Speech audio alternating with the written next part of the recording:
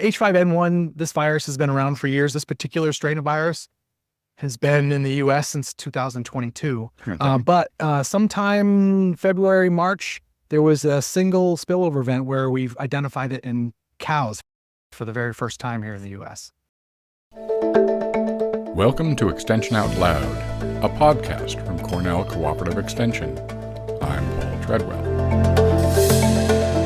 Although the H5N1 virus, or avian influenza, is usually associated with poultry, this spring farms in the Midwest reported cases in dairy cattle, presenting new risks for dairy herds and farmers who work with them. While there are currently no known cases of H5N1 in New York dairy herds, Cornell and Cornell Cooperative Extension experts are carefully monitoring the situation. To better understand the current state of H5N1, I spoke with Rob Lynch, Dairy Herd Health and Management Specialist with Cornell's Pro Dairy Program. I'm Rob Lynch. I'm a Dairy Herd Health and Management Specialist for Cornell's Pro Dairy Program. All right, Rob, it's nice to see you again. It's been a few years since we've talked. Yeah, it's been a while, Paul. We're here today to really talk about H5N1, and we've heard some news that it's happening in dairy cattle in the Midwest. What should people know about H5N1 at this point? What's the most important thing for folks to know? Sure.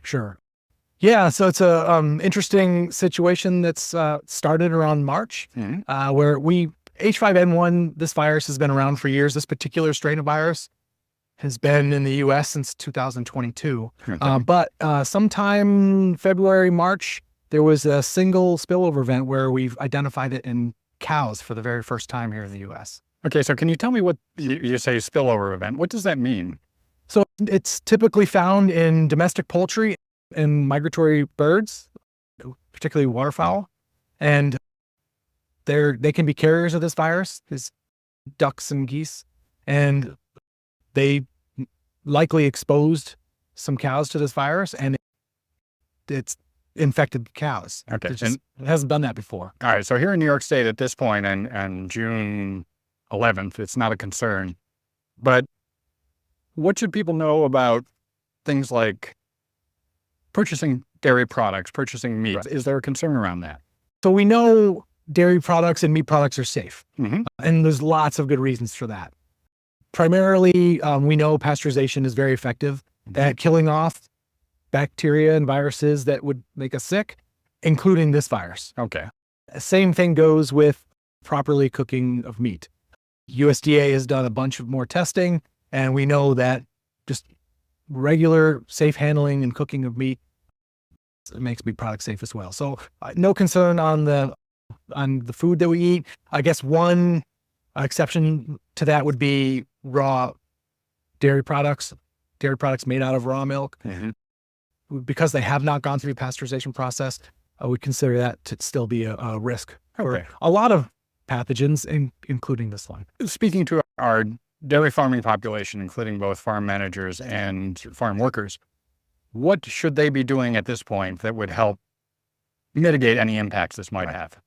Yeah, so we're still in a unique opportunity where we do not have any affected dairy herds in the state of New York yet. Okay.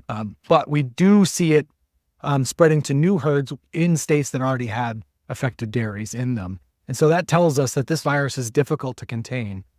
Once it gets into a dairy in the state, it's a lot harder to keep it from spreading to others. And so now would be a time for us to really make sure that we're doing everything we can to minimize those chances so we don't have to play catch up if we do end up getting infected herds down the road. I know when I get the flu, it lasts for a few days and then it's over, and theoretically I'm better. So if you have a cow that is infected, is it like a flu, or what is it like for a cow that's infected? So what's been described when cows do catch this virus is they're usually sick for about 2-3 weeks. They will stop eating. They will dramatically decrease in their milk production. And they may show some other signs. Some have described some respiratory illness, fever, changes in manure, changes in rumination patterns. But the primary clinical signs that we look for would be dramatic drop in milk production, dramatic decrease in feed intake. Those are the signs that are the most commonly noticed. And again, after a couple of weeks, the cow should be back in production And again. they have all recovered. Okay. And so it takes a few weeks. It takes a lot of supportive care. The cows do get pretty sick. I don't want to minimize it. Right. And the workers work very hard at supportive care and to nurse those cows back to health. But it behaves very differently than this same virus in commercial poultry flocks, where it is highly fatal. If I'm on a dairy farm and my cows have been exposed and I have a chicken coop on the farm, do I have to worry about the virus jumping from the cows to the chickens? There's a concern there. So we're trying to figure out exactly we don't know all the modes in which this is spread from one animal to another. We do know that it is spread from birds to cattle, Okay.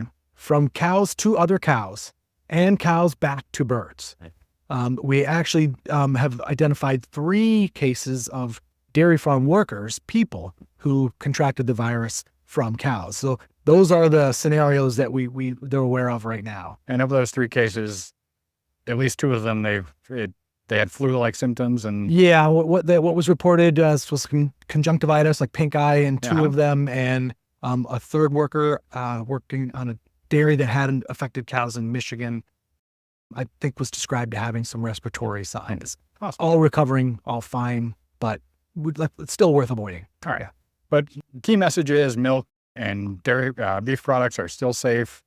And Yeah, pasteurization, again, has proven itself.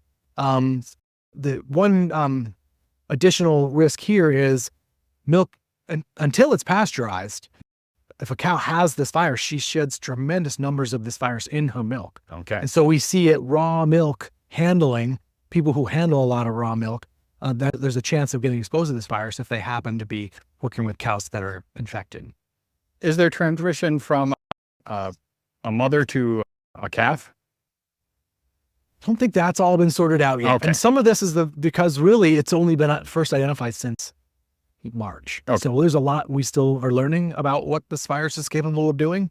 And so we know it's shed in milk. We know it's been identified in respiratory droplets. And so we consider those 2 sources of exposure to be things we can manage. Okay. So for folks who are working with cows closely,